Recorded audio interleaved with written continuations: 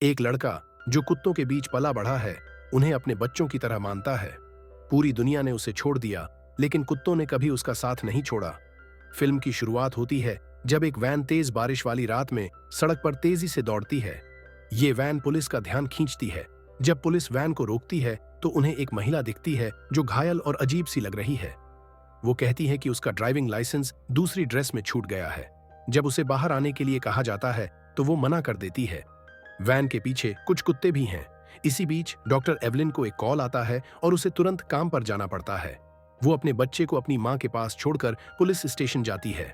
वहां उसे van driver की जांच करनी होती है। पुलिस स्टेशन में ड्राइवर को एक व्हील चेयर पर खिड़की के पास सिगरेट पीते हुए देखा जाता है। उसकी पीठ पर एक नया कट है जो किसी महिला की तरह लगता है, लेकिन जैसे ही संदिग्ध पलटता है, साफ हो जाता है कि वो महिला नहीं बल्कि महिला के कपड़ों में एक आदमी है। इवलिन उसे बताती है कि ये उसका काम है, ये पता लगाना कि उसके साथ क्या करना है। संदिग्ध अपना नाम डगलस बताता है। जब उससे पूछा जाता है कि उसके बच्चे हैं या नहीं, तो वो कहता है कि उसके सैकड़ों बच्चे हैं जो शायद उसके कुत्ते हैं। इसी से उसकी जानवरों के प्रति मोहब्बत का पता चलता है। डगलस अपने बचपन की यादों में खो जाता है। वो एक साधारण से धार्मिक परिवार में बड़ा हुआ था, जहां कुत्तों को लड़ाई के लिए पाला जाता था। उसका पिता एक तानाशाह था जो दूसरों को चोट पहुंचाने में मजा लेता था। उसका बड़ा भाई भी बहुत सख्त और रूखा था, लेकिन उसकी मां उसे बहुत प्यार करती थी, हालांकि वो अपने पति से ज्यादा कुछ कहती नहीं थी। डगलस को बचपन में अपने पिता के कुत्ते बहुत पसंद थे। वो उन्हें खाना खिलाता था, जबकि उसके पिता उसे मना करते थे, क्योंकि वो चाहते थे कि कुत्ते भूखे और गुस्से में रहें ताकि वो लड़ाई कर सकें। जब डगलस का बड़ा भाई अपने पिता को बताता है कि डगलस ने ये नियम तोड़ा है, तो उसका पिता उसे सिखाने के लिए एक बेहद सख्त तरीका अपनाता है। वो डगलस को कुत्तों के साथ एक बॉक्स में बंद कर देता है, लेकिन कुत्ते अपने इस नए दोस्त को गर्म रखने के लिए उसके ऊपर अपनी फर बिछा देते हैं। जल्द ही डगलस की मां उस बेरहम घर को छोड़ देती है। वो गर्भवती है और चाहती है कि वो अपना अगला बच्चा एक अच्छे माहौल में बड़ा करे। जाने से पहले वो डगलस को कुछ खाने के डिब्बे देती है। डगलस पूरे समय बॉक्स में रहता है और सर्दियों के दौरान भागने की भी कोशिश नहीं करता। वहीं दूसरी ओर इवलिन जब सुबह घर लौटती है तो उसकी मां उसे बताती है कि उसका पूर्व पति, जिसे कोर्ट ने घर के पास आने से मना किया है, आसपास कहीं है और अपने बेटे से मिलने की मांग कर रहा है। पुलिस स्टेशन में डगलस फिर से अपनी पुरानी यादों में चला जाता है। एक दिन उसने अपने पिंजरे पर डॉगमन का साइन लगा दिया। उसी दौरान एक लड़का जुआन डगलस से मिलने आता है। उसे एक पिल्ला मिला है जिसे वो मदद के लिए डगलस के पास लाता है। जुआन बताता है कि एक गैंगस्टर एल्वर जुगो लॉन्ड्री की मालिक मार्टा को हमेशा परेशान करता है। वो न सिर्फ उससे पैसे छीनता है बल्कि उसे अपने कपड़े बेचने पर भी मजबूर करता है। डगलस जुआन की मदद करने के लिए तैयार हो जाता है। वो एक काले गाउन में महिला के रूप में तैयार होकर एल जुगो का पीछा करता है। एल जुगो एक पब में अपनी गैंग के साथ बैठा होता है। तभी एक छोटा कुत्ता मुंह में एक फोन ली वहां दौड़ता है। डगलस कुत्ते को इशारा करता है। वो फोन लेकर गैंग के बॉस के पास जाता है। एल जुगो फोन उठाता है। डगलस उसे एक डील देता है। वो मार्था को परेशान करना छोड़ देगा और बदले में डगलस अपने बड़े और खतरनाक कुत्ते को छोड़ देगा। एल जुगो इस डील के लिए मान जाता है। जैसे ही पहला कुत्ता फोन वापस ले जाता है, दूसरा कुत्ता उसके पीछे दौड़ पड़ता है। समूह के सभी लोगों को कुत्तों का पीछा करने के लिए कहा जाता है, लेकिन कुत्ते कहीं दिखाई नहीं देते। एवलिन अपने एक्स हस्बैंड को फोन करती है और घर के पास न आने के नियम पर बहस करती है। इसके बाद वो डगलस के घर जाती है, जो किसी जंग के मैदान जैसा लगता है। हर जगह गोलियों के निशान हैं। अपनी चीजें लेने के बाद वो वापस जेल आती है ताकि कैदी के बारे में और पता कर सके और कोई फैसला ले सके। डॉक्टर सबसे पहले जानना चाहती है कि डगलस कुत्तों के साथ गुफा में बंद कैसे हो गया। डगलस का बड़ा भाई उसे एक पिल्ले को छुपाते हुए देख लेता है और अपने पिता को बता देता है। जब डगलस का पिता बंदूक लेकर बाहर आता है तो बच्चा गुर्राने लगता है और रास्ता रोक देता है। कुत्ते डगलस को पिंजरे से बाहर निकालने में मदद करते हैं। वो अपने दांतों से सलाखों को काटते हैं। गलती से शॉटगन चल जाती है, जिससे डगलस घायल हो जाता है और जमीन पर गिर पड़ता है। बड़ा भाई पिता को घर के अंदर ले जाता है और डगलस को उसकी उंगली पर कपड़ा बांधने के लिए कहता है, जो गोली लगने से कट गई थी। डगलस को एक योजना सूझती है। जब उसका पिता प्रार्थना कर रहा होता है और फिर कहीं चला जाता है, डगलस उस कटी हुई उंगली को एक बैग में डालता है और एक कुत्ते को पुलिस की कार तक ले जाने के लिए कहता है। कुत्ता उस जगह से बाहर निकलता है और सही कार ढूंढने में काफी समय लगाता है। जैसे ही वो कार ढूंढता है, वो हुड पर कूदकर पैकेज अंदर रख देता है। जब पुलिस खून से सनी उंगली देखती है तो तुरंत हरकत में आ जाती है।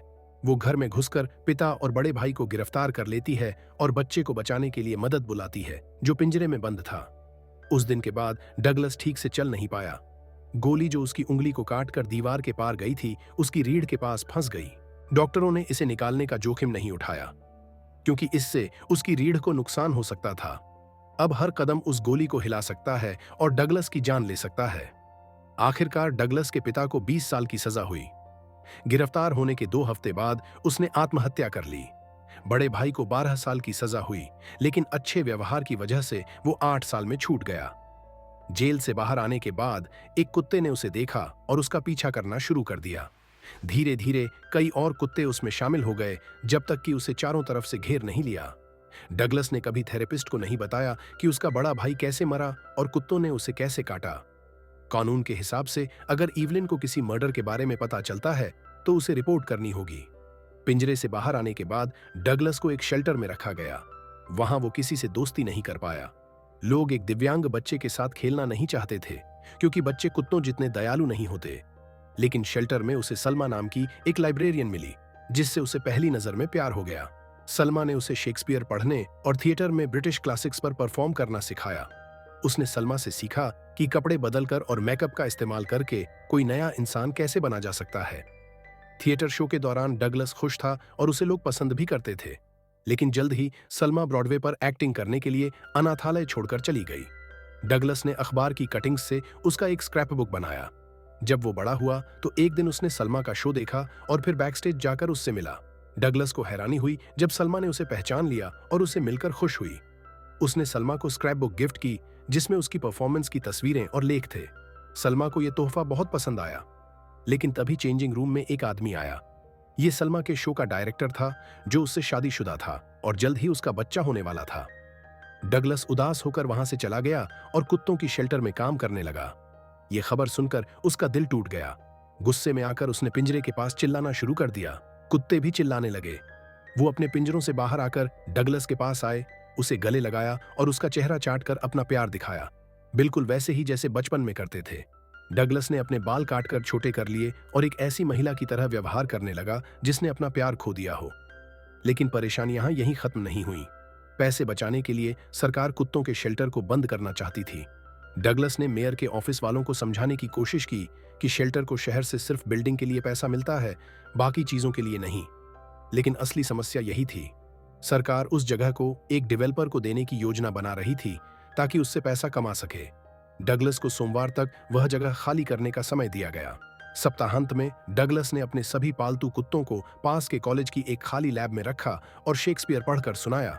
लेकिन उन भूखे कुत्तों को खाना खिलाना महंगा पड़ रहा था। काम की तलाश में वह अपनी सेहत को ध्यान में रखते हुए जितने भी काम कर सकता था करने गया। फिर भी हर जगह से उसे मना कर दिया गया। कोई भी व्हील चेयर पर निर्भर व्यक्ति को काम पर नहीं रखना चाहता था। एक दिन जब डगलस एक कैबरे में गया, उसने वहां पुरुषों और महिलाओं के कपड़ों में एक ट्रेवेस्टी सिंगिंग ग्रुप को प्रैक्टिस करते देखा। उसने मालिक से वहां परफॉर्मर बनने की पेशकश की, क्योंकि उसे चैरिटी थिएटर में किए गए नाटक याद थे। शुरुआत में मालिक को विश्वास नहीं हुआ, लेकिन डगलस ने व्हील चेयर से उठकर खड़े होकर दिखाया कि वह गलत था। उसने साबित किया कि वह स्टेज पर खड़े होकर परफॉर्म कर सकता है और उसकी खराब हालत दर्शकों का मूड खराब नहीं करेगी। रंग बिरंगे कपड़ों में सजे ग्रुप ने उसे परफॉर्म करने का मौका दिया। मालिक आखिरकार मान गया। जल्द ही डगलस तैयार होकर स्टेज पर पहुंचा। उसकी व्हील चेयर को स्टेज के बीच में ले जाया गया और उसे सहारा देकर माइक के सामने खड़ा किया गया। डगलस ने एक फ्रेंच गाना बेहद खूबसूरती से गाया। दर्शकों और सहकर्मियों ने उसकी प्रशंसा की। गाने के बाद पर्दा गिरा दिया गया और थके हुए डगलस को व्हील चेयर में बिठा दिया गया।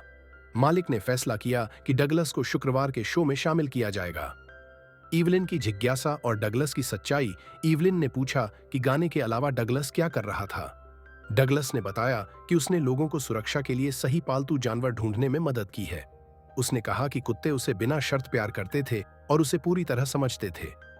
डगलस ने यह भी बताया कि उसने कुत्तों की अद्भुत क्षमताओं का इस्तेमाल किया। उसने उन्हें अमीर लोगों के घरों से गहने चुराने के लिए प्रशिक्षित किया।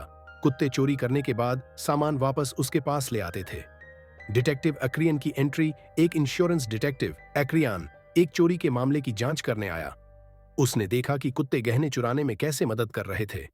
फुटेज में उसने देखा कि एक कुत्ता चोरी करके एक वैन में भागता है जिसे व्हीलचेयर में बैठा एक व्यक्ति चला रहा था। अक्रियन ने वैन का नंबर पता किया और डगलस को ढूंढ निकाला, लेकिन उसने पुलिस को रिपोर्ट करने की बजाय डगलस की काबिलियत देखकर उससे मिलने का फैसला किया। डगलस को एक कैबरे शो में परफॉर्म करते हुए देखकर अक्रियन उससे ड्रेसिंग रूम में मिला। उसने डगलस को डिनर के लिए बुलाया, लेकिन डगलस ने उसे मना कर दिया, यह सोचकर कि वह एक अजीब इरादे वाला व्यक्ति है। अक्रियन ने डगलस का पीछा किया और उसके घर तक पहुंच गया। उसने वहां छिपे कैमरों को नजरअंदाज कर दिया। डगलस ने कुत्तों को तैयार किया।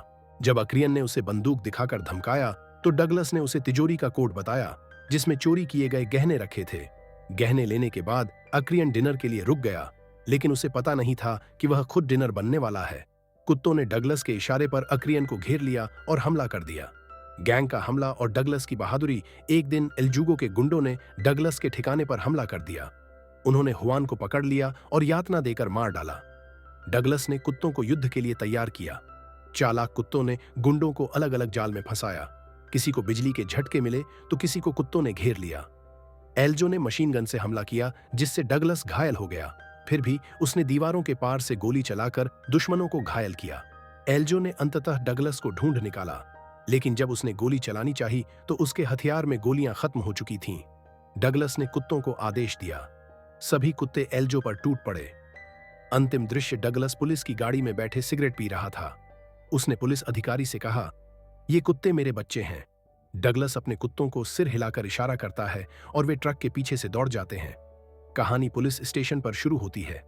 एवलिन कहती है कि उसे कोई और सवाल नहीं है, बस एक सवाल है, उसने उसे यह सब क्यों बताया? कैदी जवाब देता है कि हम सब एक ही दर्द से गुजर रहे हैं। जब डॉक्टर पुलिस स्टेशन से बाहर निकलती है तो वह सड़क के पार खड़े गार्ड डॉग को नहीं देख पाती। उसके भौंकने की आवाज बाकी कुत्तों को बुला लेती है।